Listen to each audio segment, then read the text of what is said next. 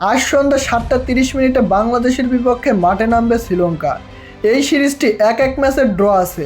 শামীম হোসেন পাটোয়ারি ও লিটন দাসের ইনিংসের ওপর ভর করে বাংলাদেশ খুব সহজে জয় করে নেয়। এদিকে আবার বোলিং পারফরমেন্সও অনেক ভালো হয়েছে, কারণ 100 রানও ছুঁতে পারেনি শ্রীলঙ্কা।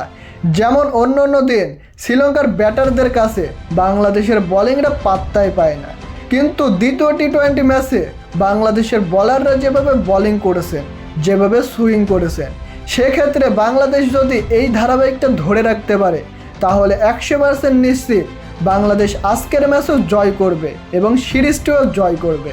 দ্বিতীয় টি-20 ম্যাচে শামীম হোসেন পাটোয়ারি করে 54 রান এবং লিটন দাস করেন 67 রান, যেটি এক কথায় ছিল অপ্রত্যাশিত, যেটি দেখে দর্শকরা পর্যন্ত অবাক হয়ে গিয়েছে। প্রিয় দর্শক, আপনারা কি মনে করেন আজকে কি বাংলাদেশ পারবে শ্রীলঙ্কাকে হারিয়ে সিরিজটি জয় করতে? কারণ টেস্ট সিরিজ এবং ওয়ানডে সিরিজ দুটোতেই ব্যর্থ হয়েছে বাংলাদেশ। যেই ব্যর্থতা দূর করতে বাংলাদেশ যদি আজকে জয় করতে পারে তাহলে বাংলাদেশের জন্য একটি বোনাস পয়েন্ট যোগ হবে।